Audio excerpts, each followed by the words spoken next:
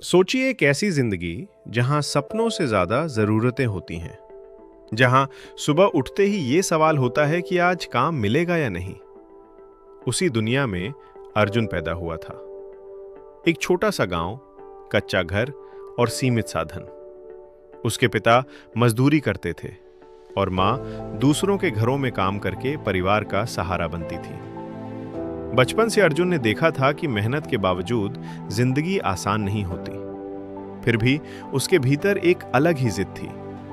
वो मानता था कि हालात चाहे जैसे हों, इंसान की सोच अगर बड़ी हो तो रास्ता जरूर निकलता है। स्कूल के बाद वो काम करता, रात में पढ़ाई करता और चुपचाप अपने सपनों को सींचता रहता। उसे पता था कि गरीब के सपनों पर लोग जल्दी हंसते हैं, इसलिए वो अपने सपनों को जोर से नहीं बोलता था। उसी समय उसकी जिंदगी में एक लड़की आई। पहली बार अर्जुन को लगा कि कोई है जो उसकी बातें सुनता है, जो उसकी सोच को समझता है। वो उससे अपने भविष्य के बारे में बात करता, अपने बिजनेस के सपने बताता और सोचता कि एक दिन सब बदल जाएगा।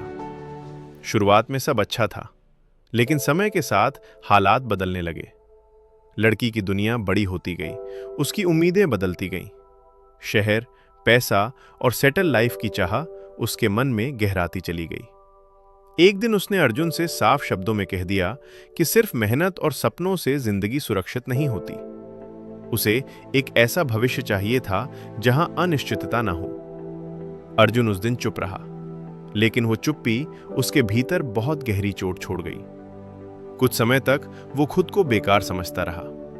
उसे लगा कि शायद उसकी गरीबी ही उसकी सबसे बड़ी कमी है। कई रातें उसने बिना सोए बिताई, ये सोचते हुए कि क्या वो सच में कुछ कर पाएगा या नहीं।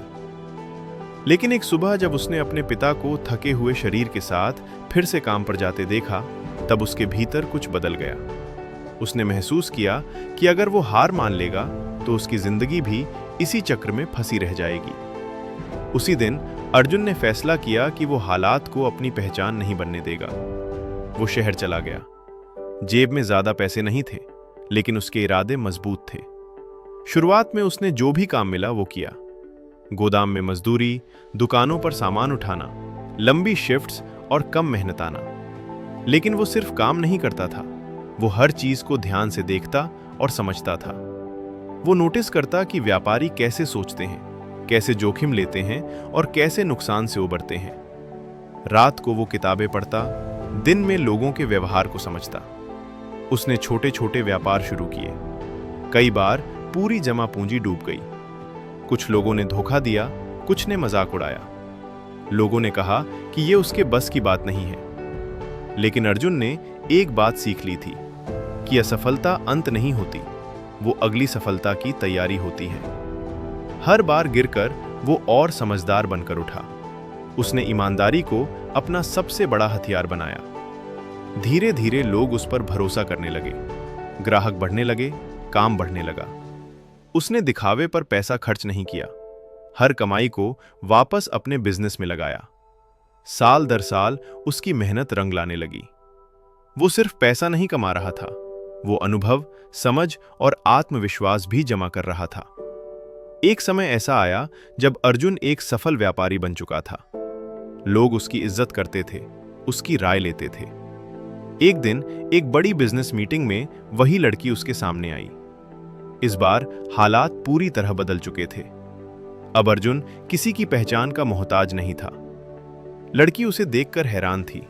उसकी आंखों में पछतावा साफ दिख रहा था। उसने कुछ कहना चाहा, लेकिन अर्जुन ने कोई शिकायत नहीं की। उसने बस इतना कहा कि जिंदगी ने उसे यह सिखाया है कि टूटे हुए सपने अगर सही दिशा में मेहनत से जुड़ जाएं, तो वही सबसे बड़ी ताकत बन जाते हैं। उस पल अर्जुन को समझ आया कि असली बदला किसी को नीचा दिखाना नहीं होता। असली बदला खुद को इतना बेहतर बना लेना होता है कि पुराना दर्द आपको कमजोर नहीं, मजबूत बना दे। और यही कहानी है एक गरीब लड़के की, जिसने हालात को दोष देने के बजाय खुद को बदलना चुना।